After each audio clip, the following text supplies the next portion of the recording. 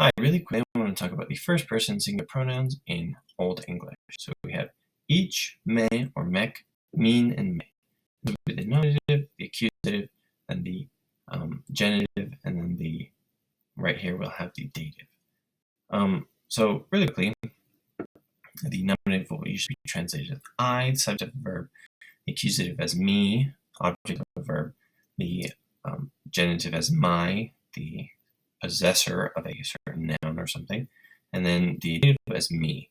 So we have me and me for the accusative and the dative. And just really quickly, mech is sort of like a poetic variant of may, only used in the accusative. We have me used for both of these. So we have two sentences in modern English. He told me and he saw me. I just want to explain what the difference is. So if we have he told me in modern English, what we're really saying is he told me something. He told me the message. He told me what he heard. A direct object would be what he heard, right?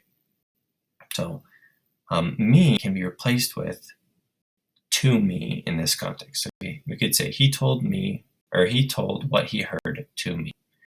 For example, contrasting that, we can't say he saw to me.